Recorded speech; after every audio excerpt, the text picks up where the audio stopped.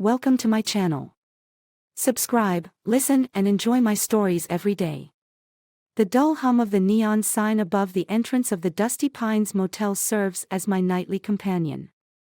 It's past midnight, a time when the world should be silent, but here, life begins. I'm nestled behind the dated, forward counter of the reception, my name badge reading, Mike, under the dim light, as I pretend to be engrossed in a dog-eared mystery novel. In reality, the pages haven't turned for the last hour. I've kept this job a secret from everyone, especially Jenna, my wife. The motel isn't exactly the Ritz, it's the kind of place where secrets are stashed away like the worn-out linens in the back room. And I'm ashamed, not of the job, but of why I need it, the debts that seem to climb like the ivy on the old brick walls outside. A soft ding interrupts my stewing thoughts. The sliding doors part, and a couple strides in, lost in laughter and oblivious to the world. My eyes flick up, a routine check, but then they freeze. The woman throws her head back, her laughter a melody I've heard countless times across our dinner table. It's Jenna. Heat rushes to my face as my heart hammers against my ribs. Beside her is a man I don't recognize, tall and broad-shouldered, his hand casually resting on her lower back. They don't notice me at first, why would they? I'm just a fixture, part of the motel's shabby charm. Room for two, the man's deep voice rolls over the counter, breaking their revelry. Jenna's eyes finally meet mine. Panic flickers across her face for a fleeting second before it's masked by an indifferent smile. "Oh, Michael, fancy seeing you here," she says, her voice a poorly mixed cocktail of surprise and feigned casualness. I clench my jaw, forcing a nod. Evening. Room 8 is free. Top floor, end of the corridor. Her companion hands over a crisp 50, avoiding my gaze. "Keep the change." I nod again, mechanically. "Enjoy your stay." They turn away, his arm finding its way around her shoulders, pulling her close. I watch them ascend the stairs, each step a thunderous echo in the hollow pit of my stomach. Alone again, my mind races. Betrayal stings, its venom seeping deep, coiling around my thoughts. I should be outraged, confrontational. Instead, a cold, calculating calm settles over me. I remember the spare keys, the master set that opens every lock in this crumbling establishment. The idea comes unbidden, a dark whisper. I could just take a look, confirm my worst fears, see the truth with my own eyes.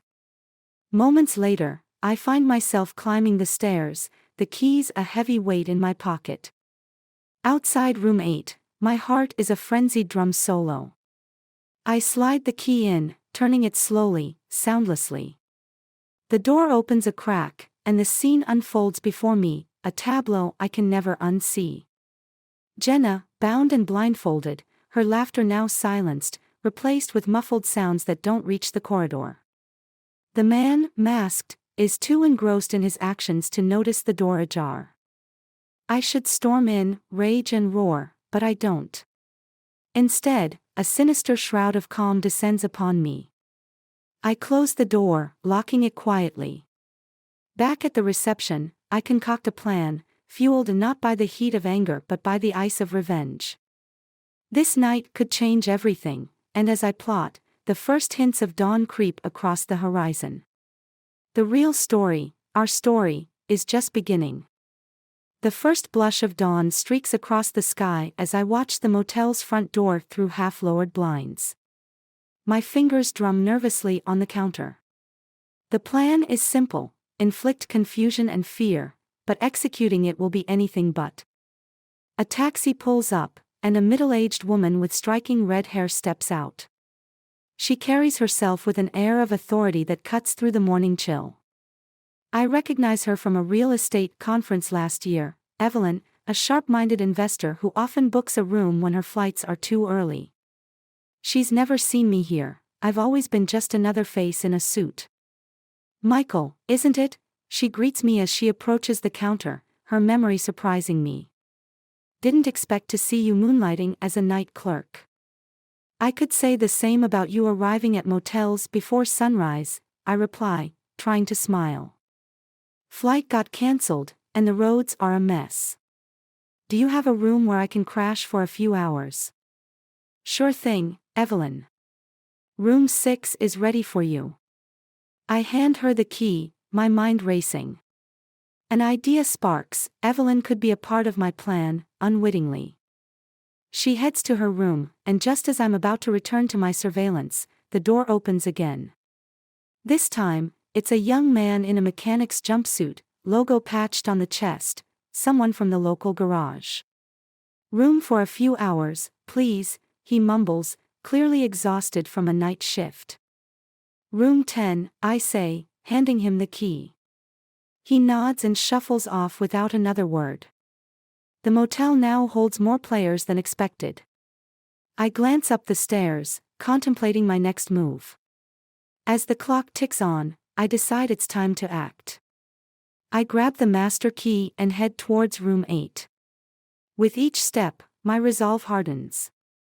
Peeking into the room once more, I see that the man is now asleep, his mask off, resting on the nightstand. Jenna is still loosely tied, asleep. The scene gives me an eerie pause.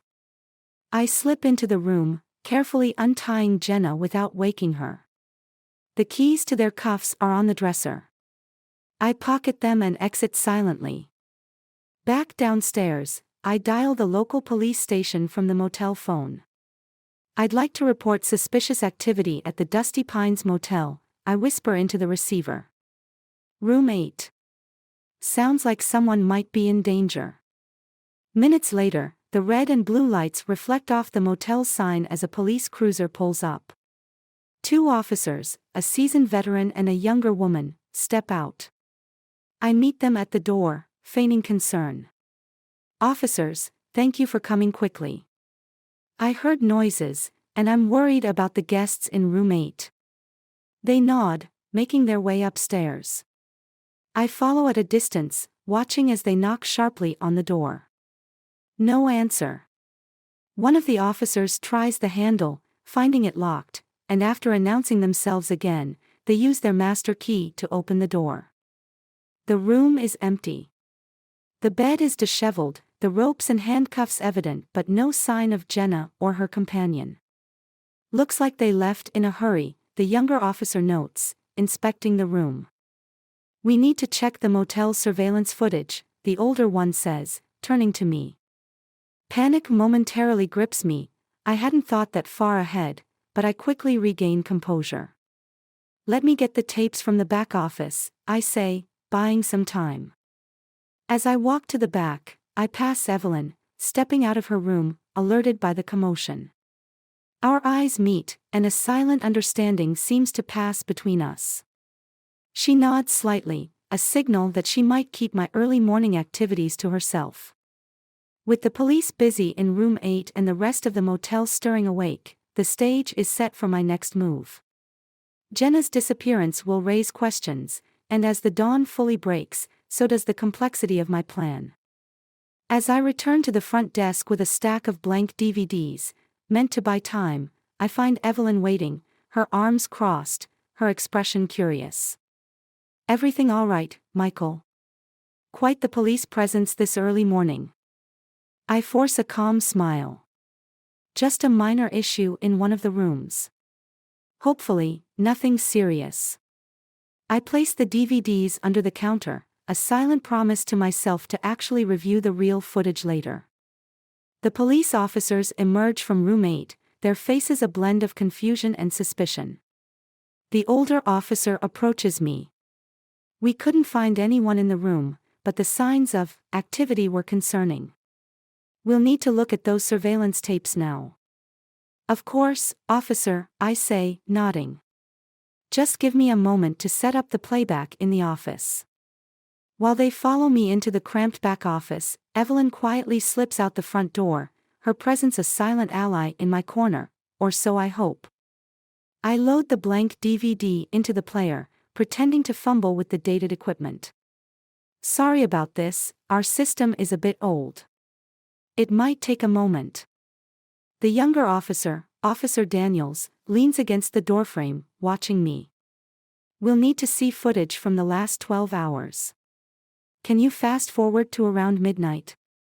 Sure, I reply, hitting play on the remote. The screen comes alive with static before showing the empty lobby. As the tape plays, my mind races. Jenna and her companion must have used the back staircase, a detail I conveniently omitted from the police. That footage, or lack thereof, will only be discovered after I've realized the mistake in the DVD. We're not seeing anything here, the older officer, Sergeant Hayes, comments, his tone growing impatient.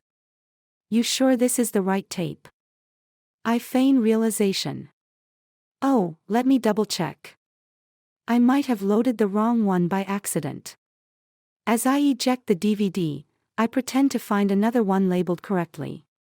Here we go, this should be it. While the DVD player whirs to life again, Officer Daniels steps outside, presumably to radio their station. I catch fragments of her conversation, something about bringing in a team to canvass the area. Sergeant Hayes watches the screen intently as fast-forwarded images flicker across it. The footage is mundane, a few late arrivals, a couple leaving early. No sign of Jenna or her encounter.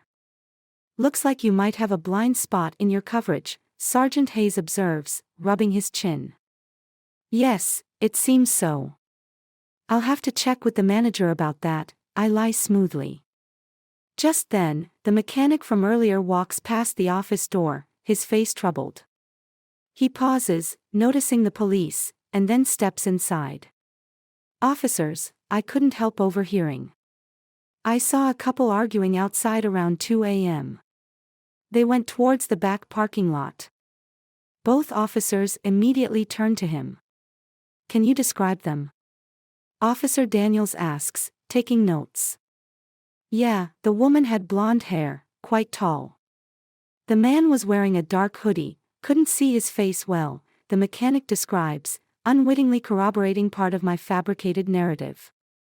Thank you, that's very helpful, Sergeant Hayes says, giving me a pointed look. Seems we have more to investigate. As they prepare to leave, Sergeant Hayes turns back to me.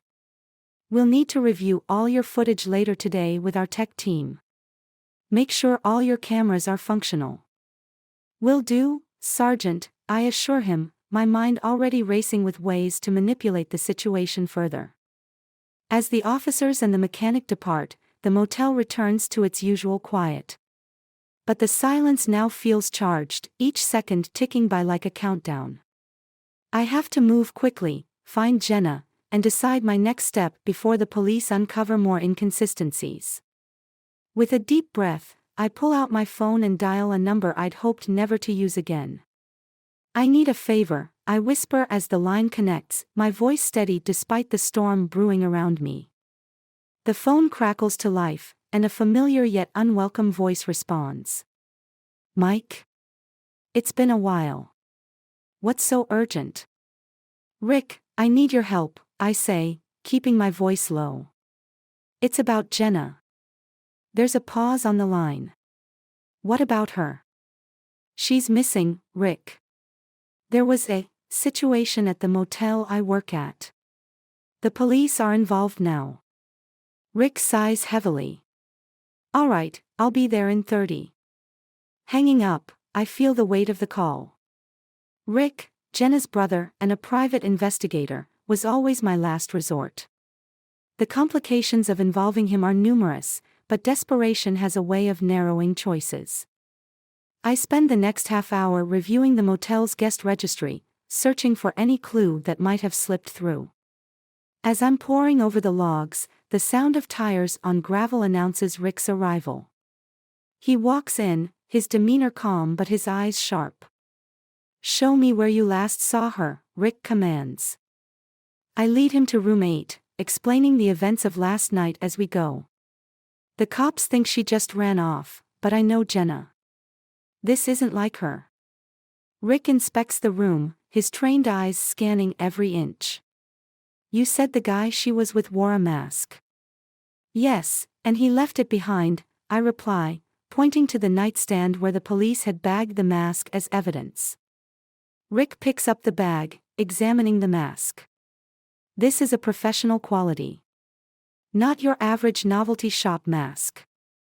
Mike, whoever this guy is, he's not new to this game.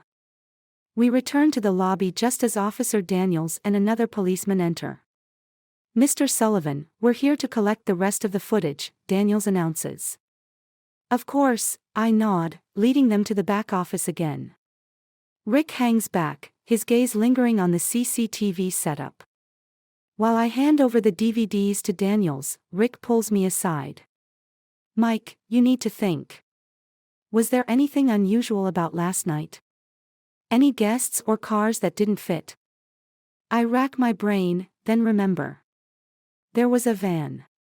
Parked out back, no one ever checked in. It was gone by morning. Rick's eyes narrow. Let's check it out. We head to the back parking lot, scanning the area where I saw the van. Rick spots something on the ground, a small, metallic object glinting in the sun. He picks it up, revealing a tiny camera. Surveillance gear, Rick mutters. Someone was watching this place. As the pieces start to click into place, my phone buzzes. It's a text from a number I don't recognize. If you want to see Jenna again, come to the old Fairfax warehouse alone. Rick reads over my shoulder. Looks like you're being summoned. No. We'll go together, I insist, but Rick shakes his head.